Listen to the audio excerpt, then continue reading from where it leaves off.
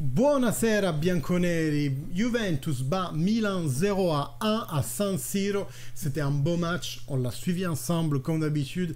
N'hésitez pas à vous inscrire à la chaîne si ce n'est toujours pas fait.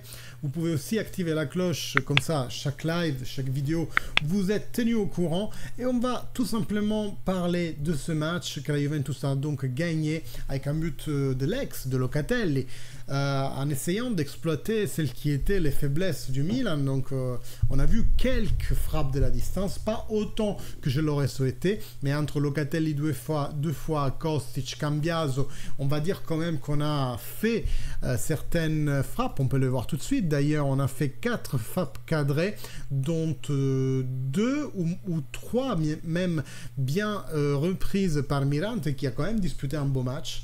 Donc on n'a pas réussi vraiment à percer cette faiblesse du Milan, mais néanmoins on gagne ce match. Il était hyper important de le faire. On avait remarqué en première mi-temps qu'on avait eu une possession de ballon à 70% juste ici dans notre milieu de terrain. Et alors avec une deuxième mi-temps où on a pu aussi jouer à 11 contre 10 pour le carton rouge à Cho, on a pu rééquilibrer un peu la balance et revenir à un 50-50. Après, en termes de passe, on est à peu près sur la même réussite avec le Milan en termes de nombre de passes et aussi en termes de précision de passes. Donc pour moi aujourd'hui les deux équipes, malgré leurs défaillances respectives, se sont values. Une équipe a valu l'autre en ce match-là.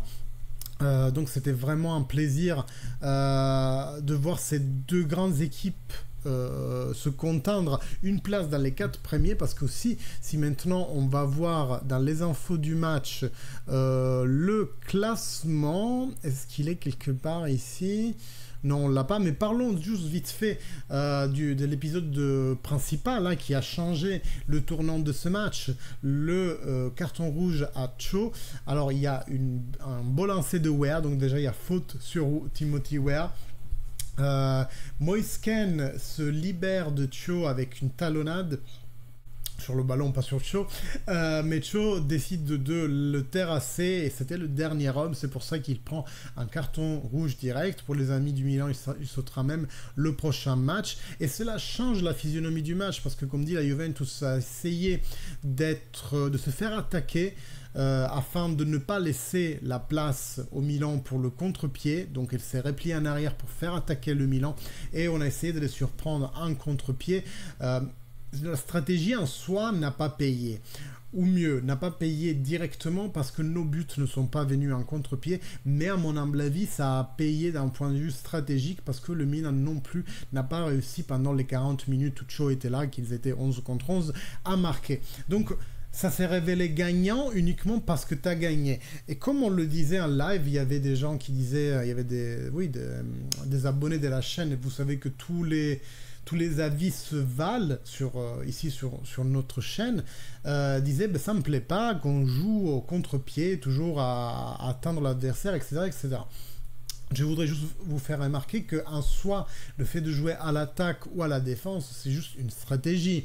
À la Napoléon, à la Jules César, comme on disait, juste tu décides de ne pas donner l'arme, la meilleure arme à ton adversaire. Ce Milan-là, il vit pour le contre-pied. Il est très bien, il le fait très bien avec Giroud qui sert de tour pour les lancer, qui peut compter sur les insertions de Pulisic et Leao. Donc le contre étant leur arme de prédilection, mais aussi la nôtre, on a décidé tout simplement de les faire attaquer pour nous exploiter notre possibilité de faire du contre-pied. Et en plus, nous, on n'est pas aussi bon qu'eux en contre-pied, parce que la preuve, aucun de nos buts vient des contres qu'on a su réaliser. Par contre, ça vient d'une autre exploitation de leur faiblesse, qui est la frappe de loin.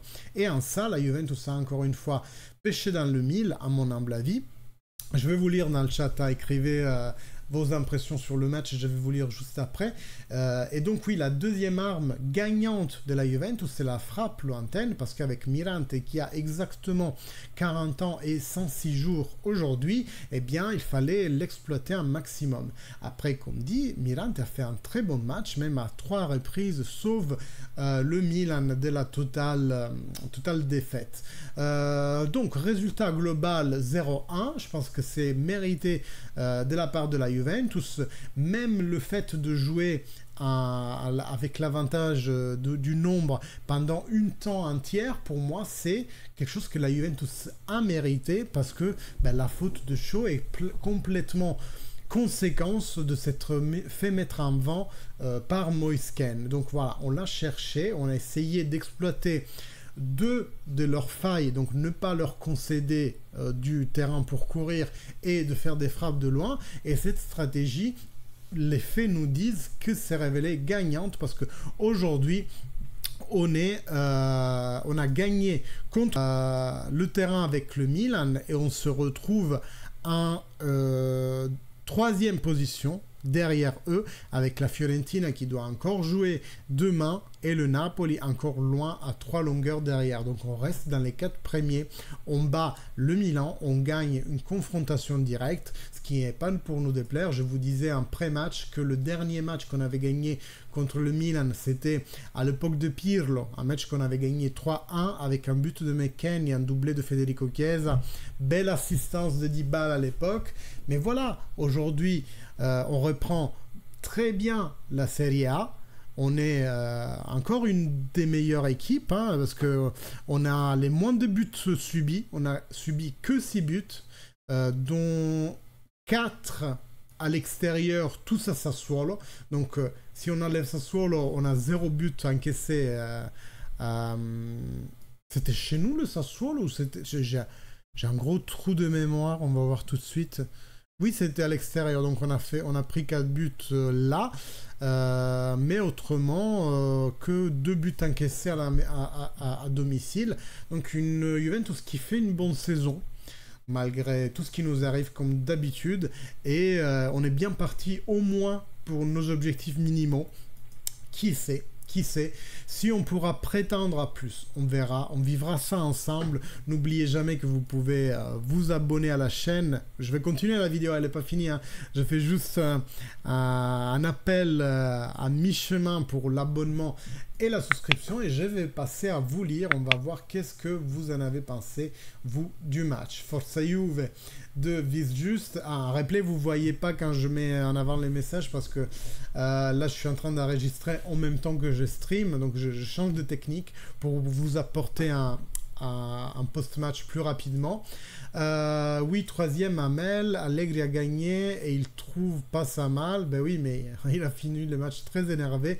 Manque de fond de jeu encore. Allegri l'a clairement vu et il doit travailler sur ça. C'est pas possible en 3 ans de toujours jouer comme ça. Mais après, Mehdi, c'est ce que je disais tout à l'heure. Pour moi, je reste convaincu qu'aujourd'hui la Juventus joue moins que les 2 dernières années précédentes, mais ne vous l'aurez pas. C'est pas parce qu'on joue la contre-attaque que ça veut dire mal jouer. On peut très bien jouer et jouer de contre-attaque. Il n'y a aucune honte. Moi, ce qui me saoule avec Allegri, c'est quand le joueur se retrouve avec le ballon dans les pieds, les autres ne bougent pas et donc le porteur de balle ne sait pas quoi faire et revient en arrière. C'est ça le manque de jeu que je reproche à Allegri. Et Principino était un vrai Juventino qui a grandi avec eux. Ah, ça c'est votre discussion d'avant. Petite victoire, mais victoire quand même. Voilà, on prend. Salut Brice, salut à toi. Victoire précieuse au classement. Par contre, notre jeu offensif est pauvre, même à 11 contre 10. Je te fais la même remarque à midi. Une victoire très importante. En route pour le Scudetto. Ah oui, t'y crois, Brice, t'y crois. Véritable Turinois à 100% le Marchisio. On a profité des erreurs et ça a payé. Oui, je pense qu'on peut résumer le match en ça. La semaine prochaine, Inter-Roma, Napoli-Milan. Ah ouais, il y a ça la semaine prochaine, pas mal. Pas mal pour prendre encore quelques points. On gagne 5 Chiesa ni 12 presque en plus. Oui, c'est vrai qu'à la fin, j'ai vu un peu mieux 12 dans la jambe. Chiesa n'a pas la même jambe, ça se voit. Ça se voit tout de suite.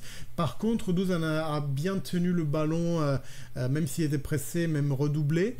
L'a bien retourné vers les autres. il est bien rentré. Après, oui, il n'est pas en top forme non plus. On verra la semaine prochaine. Nous, on reçoit Léla, c'est exactement, j'allais y venir. Il faut liker le live en plus. Bravo, bravo Jonathan. Mettez un petit pouce en l'air sur le live si vous êtes en live et puis un replay, petit pouce et commentaire. Merci de me le rappeler. Rabiot a gagné en maturité. Oui, ça c'est vrai. Il a fait un match très mature de gestion. Il a accéléré quand il fallait accélérer. Quelqu'un peut me dire pourquoi Allegri était très en colère? Parce que justement, la Juventus faisait des passes difficiles au lieu de faire des passes faciles. Donc ils allaient plus chercher un gars qui était couvert par un joueur du Milan plutôt qu'aller au gars à côté qui était libre.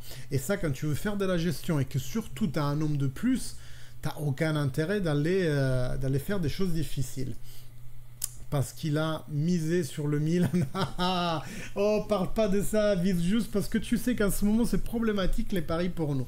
Bref, merci. Nous avons suivi le match ensemble. On a passé une très bonne soirée. Je vous remercie tous de votre compagnie, les sempiternels, Camille, Jonathan, Amel, Émilie, et puis je vise juste qu'aujourd'hui nous a rejoint en live alors que d'habitude il vient dans le poste. Mehdi aussi, il y avait qui? Il y avait Pierre-Louis, notre ami milaniste qui était là avec nous, il a suivi le match avec nous, et puis tant d'autres. Je vous remercie de votre présence. Je vous demande toujours like, commentaire sur la vidéo, un replay sur YouTube. Merci beaucoup mes amis et fino alla fine. Forza Juve, ciao!